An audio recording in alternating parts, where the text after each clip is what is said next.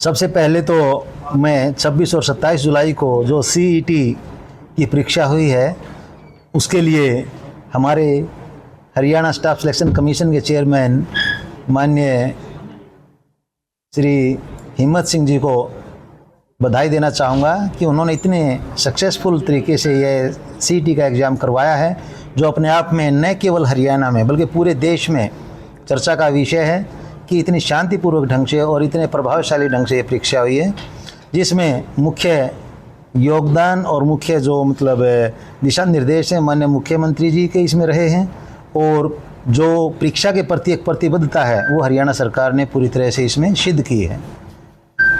जहाँ आपका एस्टेट का है, आपने बताया 26-27 को एस्टेट की परीक्षा होनी थी, सीईटी की परीक्षा हुई है।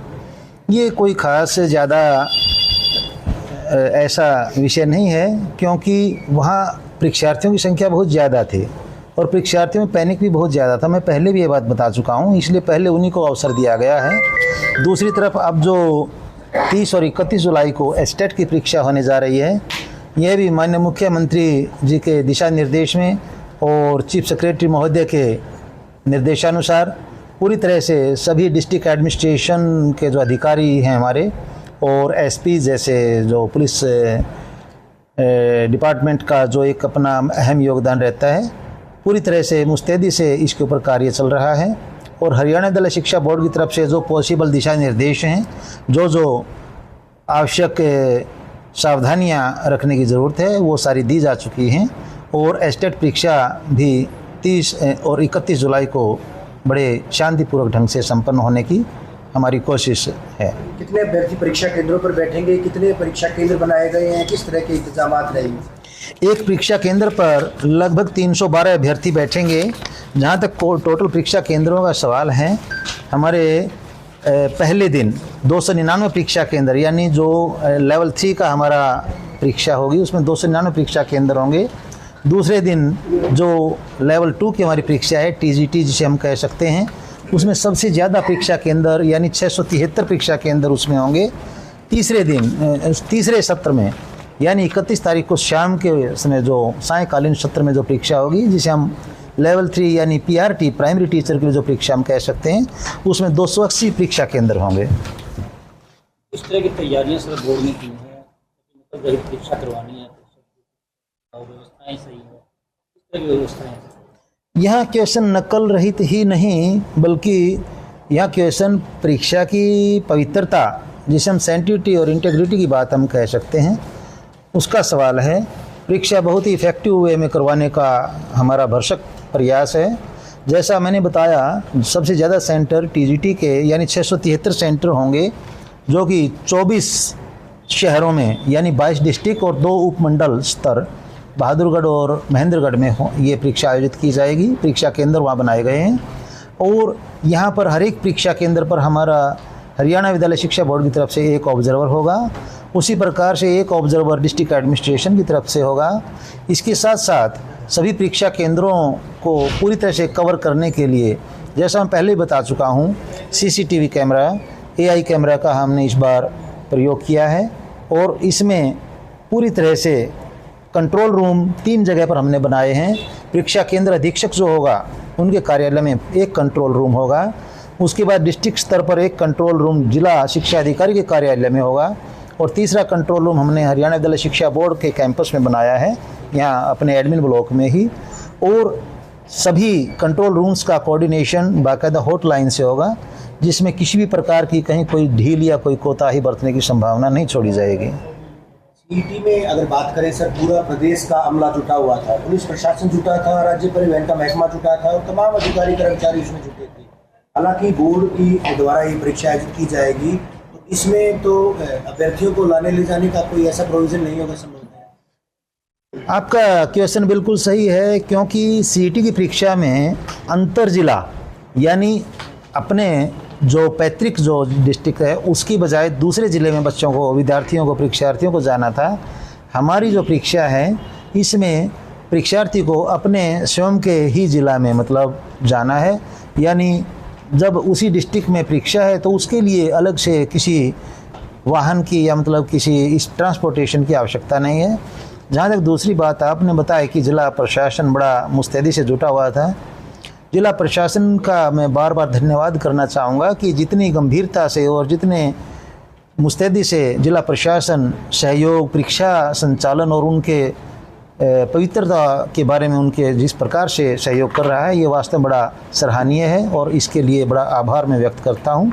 अपेक्षा करता हूँ कि ठीक इसी प्रकार सभी जिला अधिकारी, सभी डिप्टी कमिश्नर्स और सभी एसपीज़ पूरा इसमें सहयोग देंगे। जहाँ तक आपने सीईटी की बात करी, उसमें अभ्यर्थियों की संख्या भी ज़्यादा थी और सामाजिक जो संस्थाएं थी उन्होंने भी बड़ा सहयोग किया। तो मैं अपेक्षा करता हूं कि सामाजिक संस्थाएं भी इसी प्रकार से मानवता का एक उदाहरण पेश करते, मिसाल पेश करते हुए इस परीक्षा में भी परीक्षार्थियों का सहयोग करें। किसी भी प्रकार की यदि परेशानी किसी परीक्षार्थी को होती है तो उसके लिए जो संभव सहायता हो उसके वो करें, ये मेरा अनुरोध है। अधिकारियों की ड्यूटी यहाँ इसमें लगाई गई है, कितनी फ्लाइंग्स होगी, किस प्रकार से कंट्रोल रूम से कार्य होगा, किस तरह की व्यवस्थाएं बोर्ड में की परीक्षा जो है वो। जहाँ तक फ्लाइंग्स का सवाल है, जैसा मैंने पहले आपको बताया कि टोटल 24 शहरों में परीक्षा केंद्र हैं, तो 24 फ्लाइंग इसमें हरियाणा विद्यालय शिक्षा बोर्ड की तरफ से अध्यक्ष फ्लाइंग होंगी। उसी प्रकार से 24 उड़न दस्ते माननीय जो हमारे वाइस चेयरमैन साहब हैं उनकी तरफ से होंगे और 24 उड़न दस्ते माननीय सेक्रेटरी साहब की तरफ से होंगे। इसके साथ साथ 24 हमारी RAF रैपिड एक्शन जो फ्लाइंग है हमारी वो काम करेंगी और जो हमारे ऑब्जर्वर हैं हर एक परीक्षा केंद्र पर वो रहेंगे। इसके अलावा जो हमारा डायरेक्टर स्कूल एजुकेशन है, डायरेक्टरेट की तरफ से भी 24 फ्लाइंग अलग अलग से चलेंगी। डिस्ट्रिक्ट एडमिनिस्ट्रेशन की फ्लाइंग के साथ साथ जो सब डिवीज़न लेवल पर परीक्षा केंद्र होंगे वहाँ SDM फ्लाइंग्स भी साथ में होंगी। तो कुल मिलाकर यदि मैं बात करूँ तो 225 के करीब फ्लाइंग टोटली इसमें काम करेंगी। यही क्वेश्चन आपने किया, जैसा कि मैंने पहले भी आपको बताया, कोऑर्डिनेशन बड़ा हमने ज़बरदस्त कोऑर्डिनेशन इसमें रखा है। जैसा कि मैंने बताया था, ऑब्जर्वर होंगे हर एक परीक्षा केंद्र पर।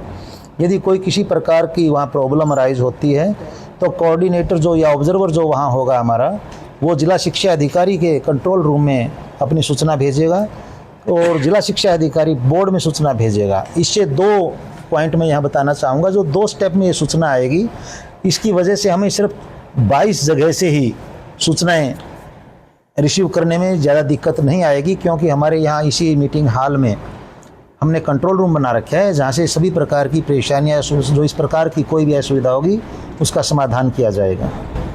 आर्टिफिशियल इंटेलिजेंस जिस प्रकार से आपने बात की है, उसका प्रयोग सर किस प्रकार से किया जाएगा, क्या काम करेगा सर, किस प्रकार से जो है पकड़ा जाएगा, दूसरा व्यक्ति आता है। आर्टिफिशियल इंटेलिजेंस के थ्रू, जैसा कि आप और हम सभी जानते हैं कि लगभग 80 to 85% की सिमिलरिटीज़ जो होती हैं, वहाँ तक आर्टिफिशियल इंटेलिजेंस के थ्रू हम आइडेंटिफाई कर सकते हैं कि यदि इतनी % किसी की सिमिलरिटीज़ मिलती हैं, इसका मतलब यह है कि वो 2 पर्सन एक हैं। और ऐसी सिचुएशन में यदि कोई डाउटफुल पर्सन होगा तो बाकायदा सुप्रिटेंडेंट को बुला करके वहीं पर उसके विरुद्ध कानूनी कार्रवाई की जाएगी। पुलिस अमला वहाँ पर होगा जो उसके अगेंस्ट FIR दर्ज होगी।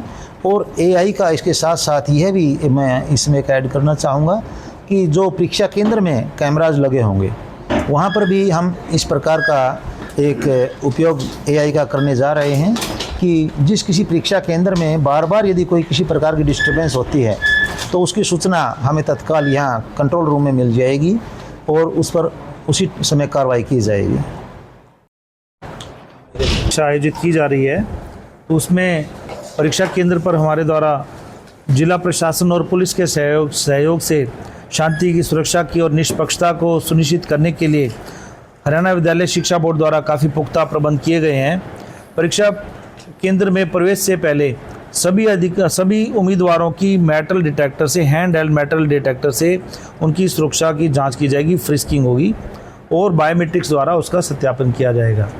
बायोमेट्रिक्स से सत्यापन के लिए आज जो जिन फर्मों को ये टेंडर दिए गए हैं, आज उनकी जो डेमो की व्यवस्था थी उन द्वारा ये करके दिखाया गया और किन किन केंद्रों पर क्या क्या व्यवस्था की गई है उसका भी आज यहाँ डेमो था, उसका भी यहाँ प्रदर्शन किया गया। और इस बारे में CCTV के लिए भी जो आज डेमो दिखाया गया कि किस केंद्र पर कितने सीसीटीवी लगेंगे, कितने सीसीटीवी अभी इंस्टॉल कर दिए गए हैं, कल सुबह तक कितने इंस्टॉल होंगे, शाम तक ये सारी इस व्यवस्था को सुनिश्चित किया जाएगा। और उसके लिए सीसीटीवी के जो कनेक्टिविटी के लिए ऊपर एक कंट्रोल रूम स्थापित किया गया है। जो 22 जिला मुख्यालय और 2 उपमंडल स्तर के जो मुख्यालय हैं उनका एक कंट्रोल रूम स्थापित किया गया है, जिसमें लगभग 100 के आसपास हमारे मॉनिटर हैं। उन पर स्क्रीन पर हम हर एक जिला के, हर एक केंद्र के, हर एक कैमरे पर हम नज़र रख सकेंगे और उसमें किसी प्रकार की भी ऐसी गतिविधियां पाई जाएंगी तो उसको यहाँ से देखकर हम उस केंद्र पर निर्देश दे सकेंगे अपने ऑब्जर्वर को, और हमारी जो फ्लाइंग स्क्वाड्स हैं उनको निर्देश दे सकेंगे। जैसा कि अभी आपने काफ़ी अच्छा प्रश्न पूछा था कि आर्टिफिशियल इंटेलिजेंस की बात थी, तो आर्टिफिशियल इंटेलिजेंस का सहारा लेते हुए, सॉफ्टवेयर का इस्तेमाल करते हुए अगर कोई संदिग्ध गतिविधि हमें नज़र आती है तो उसका भी पता लगाया जाएगा। और परीक्षा केंद्रों के आसपास भी जिला प्रशासन द्वारा व्यवस्था की गई है, पुलिस द्वारा काफ़ी इसकी व्यवस्था की गई है। तो इस प्रकार हम सुनिश्चित करेंगे कि परीक्षा केंद्रों पर शांति बनी रहे, सुरक्षा बनी रहे और निष्पक्षता सुनिश्चित हो। काफ़ी अच्छा प्रश्न पूछा ये। तो इसके लिए मैं बताना चाहूँगा कि प्रश्न पत्र परीक्षा से एक दिन पहले भेजे जाएंगे, संबंधित जिला मुख्यालय पर, उपमंडल स्तर पर भेजे जाएंगे और उनको उस जिला मुख्यालय की या उपमंडल स्तर की जो ट्रेजरी में खजाना पे रखे जाएंगे। और उसमें प्रत्येक परीक्षा केंद्र पर जो हमारी ज्वाइंट टीम बनाई गई है, इसकी व्यवस्था क्या की गई है कि बोर्ड कार्यालय का एक अधिकारी या कर्मचारी या हमारा प्रतिनिधि है वो होगा, और उपायुक्त जो उस जिला के उपायुक्त महोदय द्वारा जो नामित किया गया है, कोई प्रशासनिक अधिकारी या राजपत्रित अधिकारी है, उन दोनों की एक टीम को, जिसको कि हमने ज्वाइंट टीम का नाम दिया है। ये जो ट्रंक जो यहाँ से भेजे जाएंगे, उन ट्रंकों की 2 चाबियाँ होंगी। एक चाबी तो ज्वाइंट टीम के पास होगी जिसमें बोर्ड का प्रतिनिधि होगा और उपायुक्त का प्रतिनिधि होगा। दूसरी चाबी है जो सेंटर सुपरिटेंडेंट को दी जाएगी। उस ट्रंक को वो पहले चेक करेंगे कि वो सील इंटैक्ट है या नहीं है, ठीक है नहीं है, और जब प्राप्त करेंगे जो ट्रंक को तो उसको एक रसीद देंगे जिसमें नाम लिखा होगा, पद का नाम होगा, विभाग का नाम होगा और मोबाइल होगा। और उन ट्रंकों को सरकारी वाहनों के द्वारा ही उन केंद्रों पर लेकर जाया जाएगा। इन सरकारी वाहनों की व्यवस्था जो उस जिले के जो उपायुक्त हैं वो इसको सुनिश्चित करेंगे। और जैसे कि 30 तारीख को जहाँ दोपहर का जो समय दिया गया 3 बजे से 5:30 बजे तक, तो उसमें 12:30 बजे इसकी रवानगी की जाएगी। और उसके लिए 12:30 बजे रवानगी के लिए जिन्हें हमारे जो ऑफिसर हैं, जिसमें चाहे हमारे RF के ऑफिसर हैं और ज्वाइंट टीम है, उपायुक्त के प्रतिनिधि है, बोर्ड के अधिकारी हैं, वो 11 बजे पहुंचना सुनिश्चित करेंगे। आपने CET जो परीक्षा केंद्र थे उनकी, नहीं, आपने काफ़ी अच्छा प्रश्न है ये कि ये परीक्षा और परीक्षा की व्यवस्थाएं लगभग एक समान रहती हैं, लेकिन तकनीकी तौर पर कुछ इसमें भिन्नताएं हैं। उसके बारे में बताना चाहूँगा कि जो 31 तारीख को जहाँ 2 पाली में 2 सेशन में 2 सत्र में परीक्षाएं हैं, तो उसमें CET में तो हर परीक्षा वाइज सेशन वाइज उसमें ट्रंक भेजे गए थे, लेकिन हमारे जो एस्टेट की परीक्षा है इसमें दोनों सत्र के जो ट्रंक हैं, वो मान लीजिए 2 सत्र के ट्रंक हैं, तो उसमें जो सुबह 10 बजे से लेकर 12:30 बजे तक जो परीक्षा होनी है उसके ट्रंक भी, और शाम को 3 बजे से 5:30 बजे तक के जो परीक्षा के ट्रंक हैं, वो दोनों तरह के ट्रंक हैं, वो इकट्ठे ही उस परीक्षा केंद्र पर भेजे जाएंगे। इसके लिए स्टाफ है वो सुबह 7 बजे आएगा, 7:30 बजे डिस्पैच करेंगे इसको, दोनों ट्रंक लेकर जाएंगे दोनों सत्र के, और जिस सत्र की परीक्षा होनी है उस ट्रंक को हम उपयोग करेंगे उस परीक्षा के लिए। दूसरे ट्रंक को ज्वाइंट टीम, जिसमें बोर्ड अधिकारी और उपायुक्त के प्रतिनिधि हैं, एक चाबी उनके पास रहेगी, दूसरी चाबी जो है वो सेंटर सुपरिटेंडेंट के पास रहेगी। उनको एक सुरक्षित कमरे में उसको लॉक किया जाएगा, उसको सील किया जाएगा, उसकी एक चाबी दोनों के पास रहेगी, ताकि अगला सत्र शुरू होने पर, अगली परीक्षा शुरू होने पर उसको खोलकर उसकी परीक्षा आयोजित करवाई जाएगी। स्टाफ क्या संबंधित परीक्षा संबंधित केंद्रों का होगा या उससे अलग कोई स्टाफ है वहाँ पर डिप्यूट किया जाएगा? जो विद्यालय निर्धारित किया गया है, चीफ सेंटर सुपरिटेंडेंट है, वो उसी स्कूल के होंगे, उसी विद्यालय के होंगे। उसमें निर्धारित करेंगे कि उसी विद्यालय के किसी कर्मचारी का कोई ब्लड रिलेशन में कोई कर्मचारी है वो वहाँ ड्यूटी पर ना हो।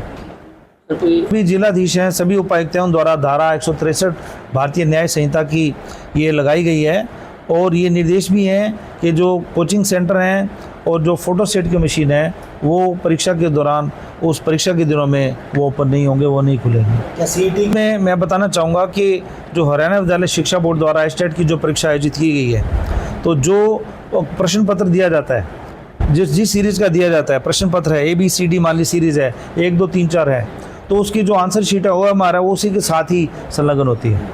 तो इसमें किसी प्रकार का वायरल होने की संभावना नहीं, आवश्यकता भी नहीं है।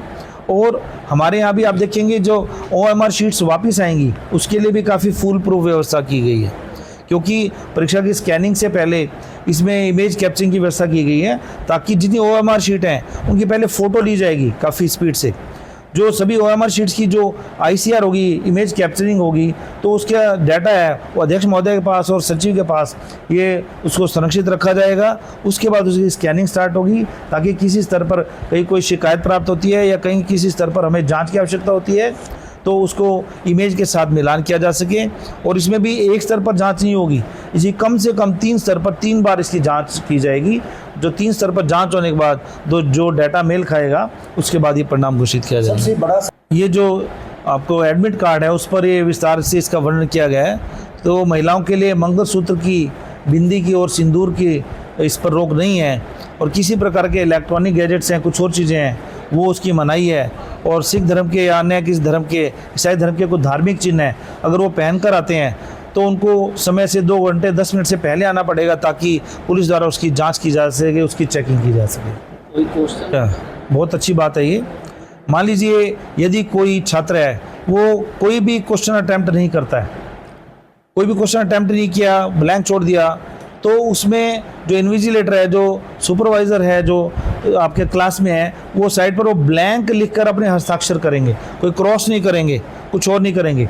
जो आपने प्रश्न पूछा CET और एस्टेट में क्या अंतर है, तो CET में उसमें 5 प्रश्नों के 5 ऑप्शन थे, 4 के ऑप्शन वो मानता है तो ठीक है, नहीं तो 5 और नन ऑफ द अबव या कोई नहीं मानता, एक ऑप्शन ये रहता है। और उन 5 में भी यदि कोई अगर कोई भी इसमें ऑप्शन नहीं दे रहा और सारे पेपर को जो ब्लैंक छोड़कर आ रहा है, CET में तो कैंसिल का प्रावधान था, लेकिन एस्टेट में इसमें कैंसिल का प्रावधान नहीं लिखा, हमने उसमें उसको ब्लैंक लिखा है। उसको ब्लैंक लिखेंगे, ब्लैंक लिखकर इन्विजिलेटर उसका हस्ताक्षर करेंगे और उसको हम रिकॉर्ड में लाएंगे।